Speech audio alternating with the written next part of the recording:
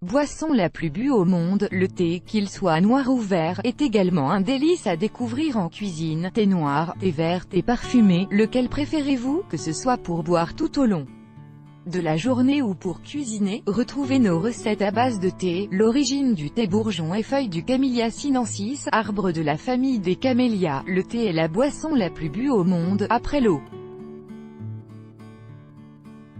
Originaire de Chine où il est consommé depuis la nuit des temps, les différentes sortes de thé, noir, vert, oolong, etc., ne désignent pas différents types de feuilles, mais le traitement subi par les feuilles de thé, séchées, fermentées, dont le goût varie considérablement. Les principaux test-types de thés exemples particularités thé noir Darjeeling Assam Ceylan, non fermenté, le thé noir est le plus consommé au monde. Thé vert chinois Gunpowder, thé non fermenté dont les feuilles sont séchées à très haute température, pour éviter le processus naturel de fermentation, puis roulé et de nouveau séché. Thé vert japonais Matcha Sencha Bencha, thé non fermenté dont les feuilles sont passées à la vapeur, puis roulées à la main et séchées. Thé fumé Lapsang Souchong, thé noir fumé au-dessus d'un feu d'épicéa. La durée de cette opération est fonction du degré de fumage que l'on souhaite obtenir. Thé bleu vert oolong semi-oxydé, au délicat goût de noisette, il est pauvre en caféine. Il est à mi-chemin entre le thé noir et le thé vert, thé sombre pureté, post-fermenté, qui se bonifie avec le temps. Leur goût est très spécial, mélange de champignons, de terre et de cuir. À réserver aux amateurs, thé rouge Rooibos. Thé rouge n'est pas un thé, mais une tisane élaborée à partir d'un buisson épineux d'Afrique du Sud. Il existe également des thés blancs et des thés jaunes, rares et onéreux. Les thés aromatisés ou parfumés la plupart du temps, ce sont des thés noirs ou plus rarement verts.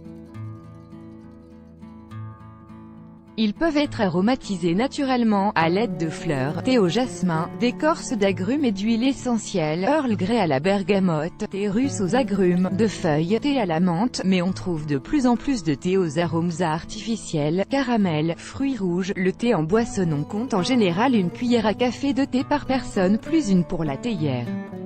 Type de thé. Température d'infusion. Temps d'infusion. Thé noir 95 degrés de 3 à 5 mains. Thé oolong, bleu-vert 95 degrés de 5 à 7 mains. Thé vert chinois 70 à 80 degrés de 3 à 5 mains. Thé vert japonais, matcha 60 degrés de 1 à 2 mains. Thé blanc 70 à 80 degrés de 7 à 10 mains. Le thé glacé. Le thé glacé n'est pas du thé infusé à chaud puis refroidi, il est bien meilleur lorsque l'on fait infuser le thé longuement, à nuit, dans de l'eau à température ambiante, avant de le filtrer puis de le mettre au réfrigérateur. En Inde, on prépare le chai, mélange de thé et d'épices, tandis qu'en Angleterre, on l'aime avec du citron ou du lait. Bienfait du thé. Le thé est riche en antioxydants et en théine. Les polyphénols contenus dans le thé sont encore plus nombreux dans le thé vert. La théine agit pendant 6 à 8 heures, contre 2 à 3 heures pour la caféine, sans produire de pic comme la caféine, elle stimule agréablement. Riche en fluor, le thé peut inhiber l'absorption du fer, attention à sa consommation si vous êtes enceinte ou si vous manquez de fer. Le thé en cuisine. Une infusion de thé noir parfume délicieusement tous les fruits secs, bien chauds, il leur permet de se réhydrater. Pensez-y pour changer du rhum dans vos cakes. Tous les desserts au lait, crème, peuvent être aromatisés avec le thé de votre choix. Il suffit de le faire infuser dans le lait qui servira ensuite à la préparation. Le thé vert est très à la mode pour aromatiser les pâtisseries, dans les cakes ou les madeleines. Une infusion de thé fumé sera délicieuse pour relever la sauce d'un saumon simplement cuit à la vapeur ou d'un magret de canard.